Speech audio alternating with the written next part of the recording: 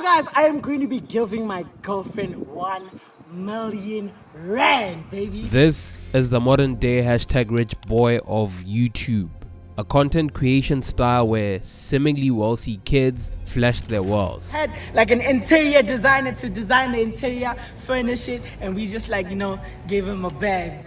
I've been looking at Ferraris, I've been looking at Lamborghinis. Kinda showing it off or downright rubbing it in the faces of their viewers and giving that to them as content. Why buy her one ring when you can buy her 4? I've been looking at Maseratis, But it's just a prank, isn't it? It's a prank. Pranks, bro. Oh, the pranks. Let's get to the pranks. You know, on one hand, I get it. The people want to be entertained. But where do we draw the line? Where do we draw the line between harmless pranks and utter deceit to the viewers? It's the Did pranks. he buy you a car? No. Man, you guys already know the level, guys. So I woke up today and I was like, let me go buy my girlfriend a car, bro. You know what I mean? Like a young surprise. Huh? Simanyeke. You know, if you had 1 million on IG, right? IG won't give you 1,000,000 rand, right? But your boyfriend will, baby. How do you feel when people say that you and your friends are living a fake lifestyle? That's not true. You never bought me a car. Stop lying. What do you say to allegations or your videos are staged or planned? How do you maneuver around that? When someone meets you in public, hey, what, or someone makes a video about that. Yeah. Anybody can make a video, bro. No, I'm saying I don't really, know what I'm saying? Like, I'm chilling. My videos, if you think they stayed, then you think they stayed. If you don't think they stayed, then they don't stage. But then, like, you know what I'm saying? Do you stage them, yes or no? No.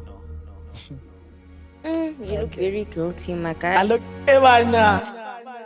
Becoming a successful YouTuber isn't a bad way to make a bit of cash. And if you're lucky, it might as well be your ticket to unforeseen wealth creation. But the problem is, it's not quite as easy as just becoming a successful YouTuber.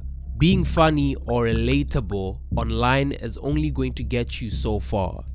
If you truly want to become blue tick royalty, you're going to need a massive stroke of luck, a reality TV gig maybe, or another kind of helping hand.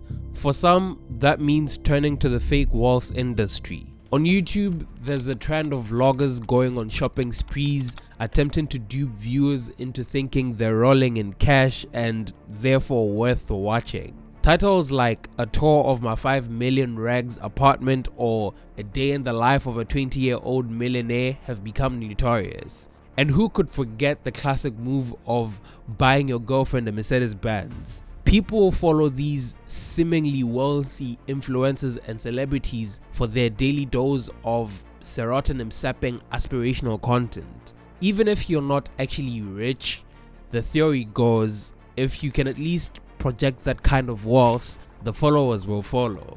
Exaggeration is the name of the game. If you want to make it big, you've got to amplify everything to the extreme. Outrage bait titles are your best friends, and the thumbnail better be of you looking utterly shocked at something so unbelievable your audience won't believe their eyes. So, are you an actor? Is everything a lie? Who cares? You're in this to make it rich, right? However, beneath this glittering facade of, should we say, staged wealth and opulence lies a more sinister truth. A social media economy fueled by the relentless pursuit of views, likes, and subscribers. The pressure to maintain a certain image becomes an all-consuming force, pushing content creators to blur the lines between reality and fiction. The more outrageous the content, the more likely it is to grab attention in the saturated online landscape. But what happens when the desire for success leads to a culture of deception? Sima, you good? Ghost Klubi. You see, the concept of a fake prank is crazy to me. But is it bizarre? Maybe not. There's this idea that making such content could negatively affect the trust between the creator and the audience, but hey, you could always make an apology video, right? Nobody is getting cancelled for deceiving the audience. If you think about it, all of this is exactly what the people want to see. You may call it consumption of aspirational content. Take for instance the infamous gold digger pranks. You watch this very same video knowing that the girl in the video is a paid actor and understanding that the car does not necessarily belong to Ghost Klubi. The whole idea of aspirational content consumption is that you also wish that one day you could pick up Banyana and a Beamer, right? Or how about being able to buy your own girlfriend a Mercedes one day? But I mean, it's just content, right? You would probably argue that it's harmless. I mean, what harm could a video of a guy buying his girlfriend a car possibly do? Seriously, what harm is all of this? The immense social presence possessed by influencers has led to the creation of unrealistic societal expectations around personal image and lifestyle.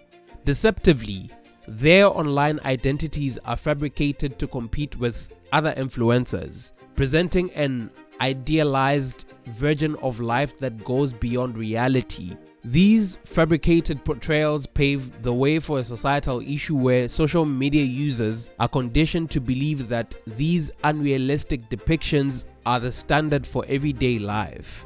The expectations set by influencers place immense pressure on individuals to manufacture a virtual identity that conforms to the standards of these seemingly wealthy YouTubers. The desire to emulate these lifestyles becomes a subconscious goal for many, fueled by the constant exposure to carefully curated content that blurs the lines between aspiration and reality. You see, the problem for me is when blatant flexing of material possessions is presented as some form of motivation. Guys, by the way, I'm not making this video to like flex on you guys or anything like that, bro. I'm just trying to show you guys that like you can do it too at a young age, bro. You don't need to wait up until you like older, you know what I mean? You don't need to wait up until you like 50s or anything like that, like to have like these things, bro. Like anything is attainable, really. You just have to put your mind to it. Young, unassuming viewers are sold on a dream. A dream that suggests that they too can achieve the same results if they work just as hard. If I can buy a 10 million rands mansion at 21, so can you. And if I can buy my girlfriend a Mercedes, so should you. I mean, why not? But the critical question remains, can you really? I'm even afraid to get into a relationship because now, if I get into a relationship with the wrong girl, she's gonna say, hey, why am I not getting a car? What car? What car? The disconnect between the virtual world and the reality faced by many viewers is vast, especially in South Africa. The dream sold by YouTubers often becomes an illusion, leading to feelings of inadequacy, anxiety, and even depression among those who struggle to meet these unattainable standards. But is it really that bad, right? This whole thing is literally such a paradox.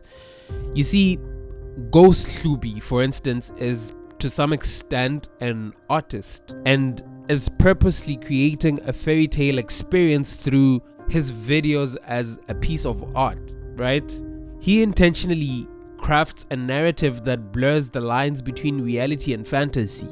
His style of content creation on the surface seems very deceitful, but would you blame him?